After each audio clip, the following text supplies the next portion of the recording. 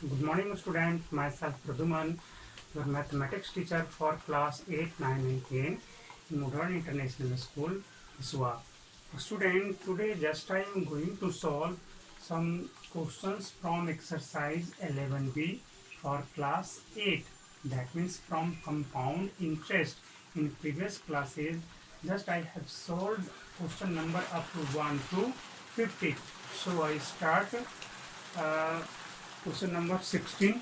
Your question number 16 says that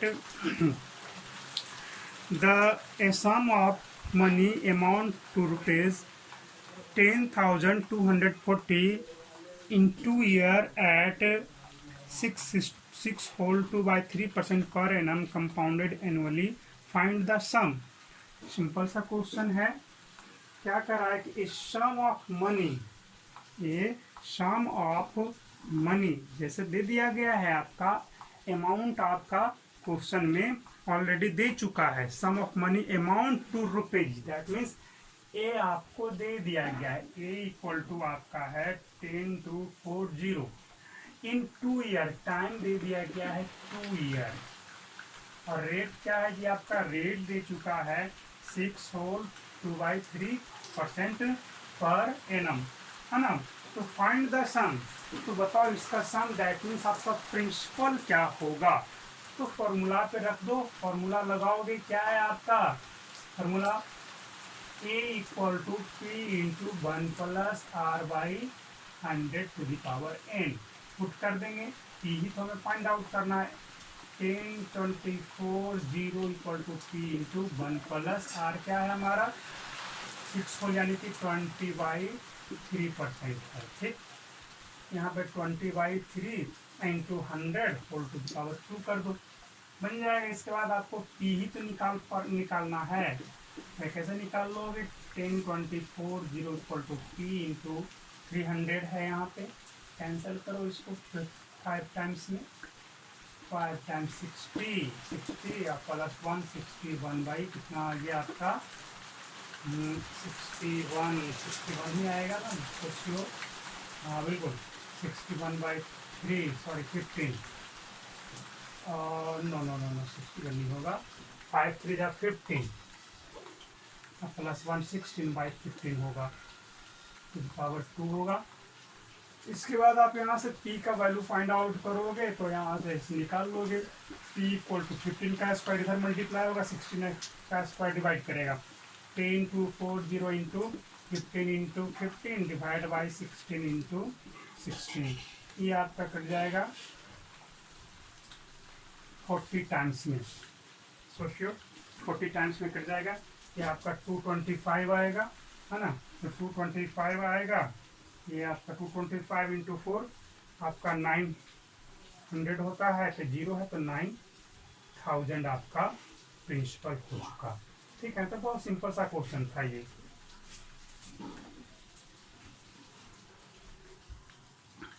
your question number 70 is similar of that of question number 16, यानी कि 16-17 आपका बिल्कुल एक जैसा है. क्वेश्चन नंबर 18 पे आ जाओ. Question number 18 say that at what rate percent per annum will rupees 4,000 amount to rupees 44,010 rupees in 2 year when compounded annually. Simple सा क्वेश्चन है कि आपका 4,000 रुपीज का जो है उसका अमाउंट कितना हो जाता है 2 साल में. तो 2 साल में उसका अमाउंट हो जाता है 4,410 रुपीज हो जाता है. तो क्वेश्चन ये कह रहा है आपका किस रेट, क्या रेट उस पर लगा हुआ था, यानी कि रेट फाइंड आउट करना है. आर सब कुछ दिया गया है, फॉर्मूला में पुट करोगे. ए आपका है 4410, प्रिंसिपल है 4400, टाइम दे दिया गया है 2 ईयर, है ना. रेट फाइंड आउट करना तो रख दो यहाँ पे. A equal to P into 1 plus R by 100 to the power n. A की जगह पर 4410 इक्वल टू 400 1 प्लस आर रहने दो बाई 100 टू द पावर 2. इसको यहाँ ले आओ.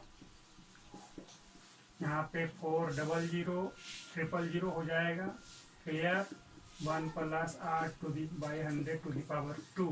0 0 कैंसल आउट. ये तो 21 का होल स्क्वायर, ये 20 का होल स्क्वायर, तो overall 21/20 whole square equal to 1 plus r by 100 whole square. यहाँ पे दोनों का होल स्क्वायर है, that means inside the bracket both are equal. यहाँ पे ये और ये इक्वल होगा तभी नहीं इसका स्क्वायर और इसका स्क्वायर इक्वल होगा। इसका मतलब क्या होगा, और लिख सकते हो। So 21/20 is equal to 1 plus r by 100। यहाँ से सिर्फ और सिर्फ कैलकुलेशन करना है। रेट आपका 5% आ जाएगा, मैंने कैलकुलेट किया है, आप कैलकुलेट करो, है ना। दिख रहा है यहाँ पे 5%, यहाँ 1 माइनस करोगे तो 1/20 होगा, 100 मल्टीप्लाई होगा तो 5%। कैलकुलेशन इतना आपको करना है, खुद से कर लोगे। इसके बाद क्वेश्चन नंबर 19, 20 और 21 बिल्कुल इसी के जैसा है, सिर्फ डाटा का डिफरेंस है। आप इसे बनाओगे 19, 20 एंड 21 बिल्कुल एक जैसे क्वेश्चन हैं, आप बनाओगे। और क्वेश्चन नंबर 22 देखा जाए तो क्वेश्चन नंबर 22 बहुत ही आसान है, सिंपल फार्मूला पे है, ये फार्मूला बेस्ड है। ये क्वेश्चन नंबर आपका 18 था। देखो 22 say that the population of A town is 1,25,000. It is increasing at the rate of 2% per annum. What will be its population after 3 years? यानी कि 3 साल बाद इसका आबादी क्या होगा। तो सिंपल सा फार्मूला रख दो, अमाउंट ही तो निकालना है, तो अमाउंट के फार्मूला पे फाइंड आउट कर दो, सॉल्व हो जाएगा क्वेश्चन। ये कुछ करना नहीं है ज़्यादा। a equal to p into 1 plus r by 100 to the power n करेंगे, बन जाएगा n इक्वल टू 3 हो जाएगा। 23 देख लिया जाए। 3 years ago the population of a town was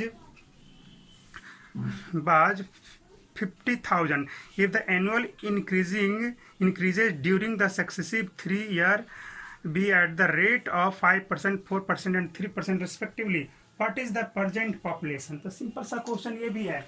इसमें आपका क्या है, 3 साल पहले कितना था उसका जी, आबादी था 50,000। अब क्या बढ़ रहा है उसका, 3 साल, टाइम दे दिया गया है 3 ईयर, ठीक है।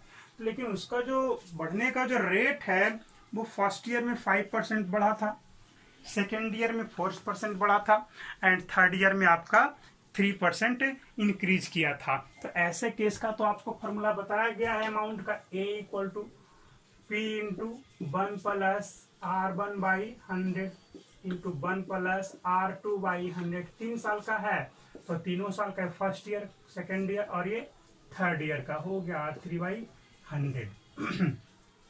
वैल्यू पुट कर दोगे, बन जाएगा r1 इक्वल टू, सब कुछ मालूम है, यहाँ पे 50,000 लिख लोगे, 1 प्लस 5/100, 1 प्लस 4/100, 1 प्लस फिर क्या हो जाएगा यहाँ पे 3/100। कुछ ज़्यादा नहीं करना, कैलकुलेशन थोड़ा सा है इसमें।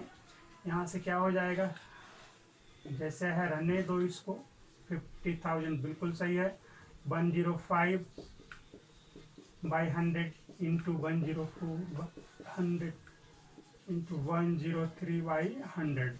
ये 2 जीरो से 2 जीरो कैंसिल, ये 2 जीरो से ये 2 जीरो कैंसिल हो गया। अब ये हो गया 5, 20 टाइम्स में कैंसिल हो गया, ये हो गया। बिल्कुल आगे भी सॉल्व करेंगे तो हो जाएगा सॉल्यूशन, इसके बाद आप कंप्लीट कर लोगे, हो जाएगा, बहुत ज़्यादा हार्ड नहीं है, आंसर मिल जाएगा इसके बाद।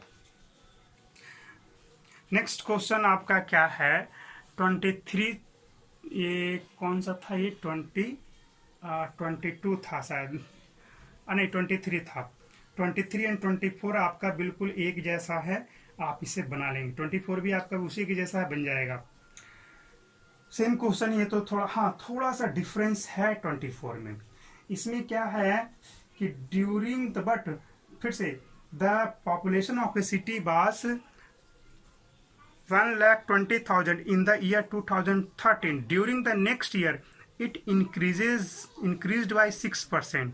But due to epidemic, है ना, कुछ बीमारियां हो गई, कुछ हादसे हो गए, उसकी वजह से it decreased by 5% in the following year. What is the population in the year 2015?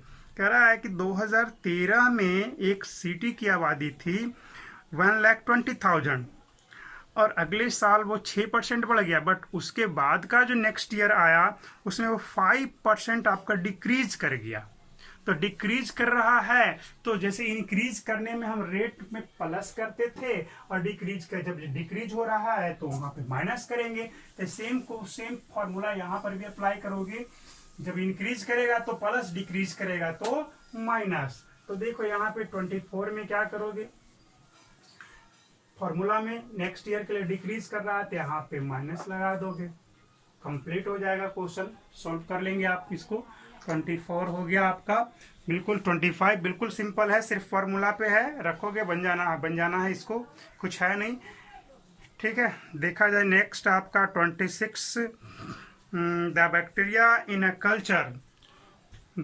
In a culture grows by 10% in the second hour and again increased by 10% in the third hour.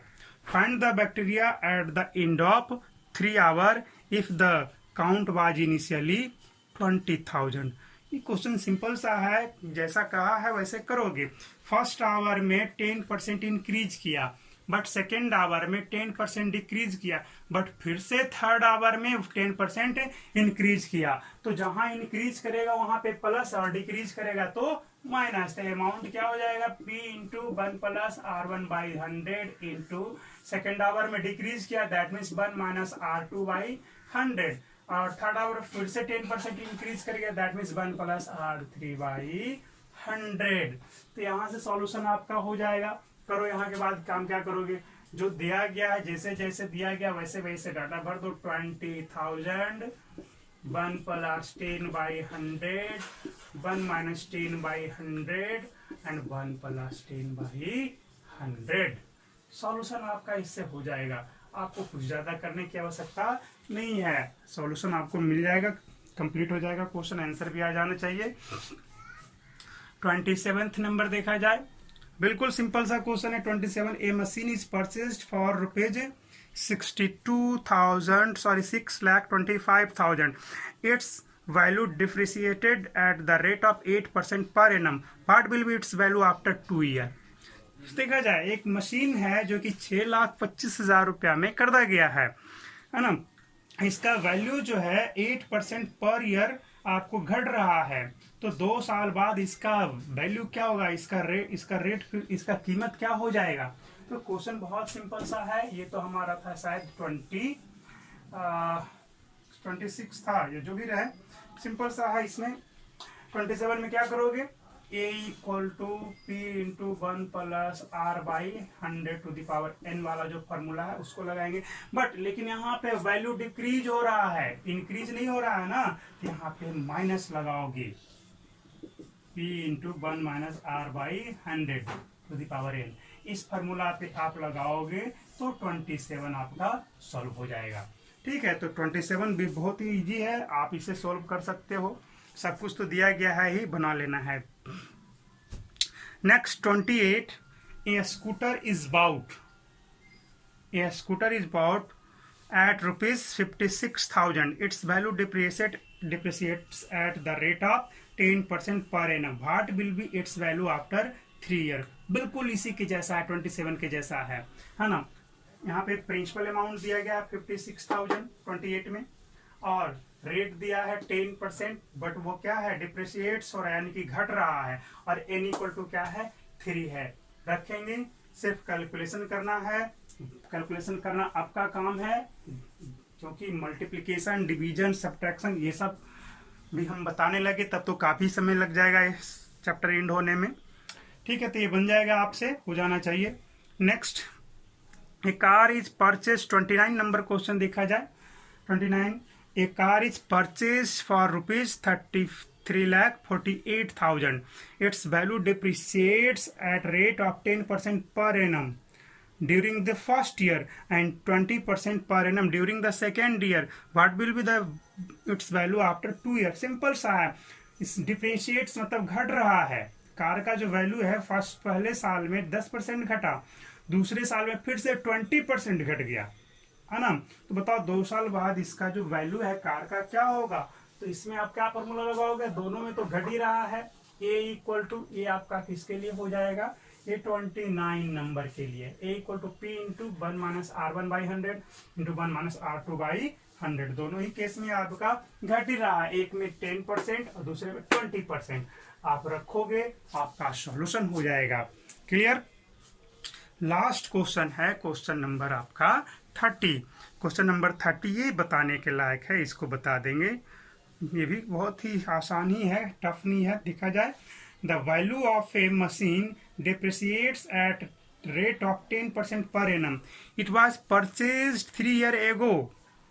If its present value is 2,91,600, for how much was it purchased? Simple सा question है। Just आपका question number आपका जो पहले का है, इसमें से आपको प्रिंसिपल फाइंड आउट करना है ना। बना देते हैं, इसको बता देते हैं। क्वेश्चन में कह रहा है कि एक कार है, एक मशीन है, जिसे 3 साल पहले खरीदा गया था। कितना साल पहले? 3 साल पहले। प्रेजेंट वैल्यू क्या है इसका? Present value that means amount अभी क्या है उसका, घटते हुए 2,91,600 है ना। कितना में ये खरीदा गया था, किस रेट से ये घट रहा है? तो रेट जो है आपका 10% पर एनम से ये घट रहा है। तो कितना में ये खरीदा गया था, ये आपको फाइंड आउट करना है। तो यहाँ पे तो घट रहा है, डिप्रिसिएट्स हो रहा है ना जी रेट इसका। That means a equal to p into 1 minus R/100 और टू द पावर n रखोगे। n ही रखा जाएगा। n इक्वल टू कितना है आपका? 3 है। अमाउंट दिया है 291,600 equal to p into 1 minus R। किस फाइंड आउट करना है?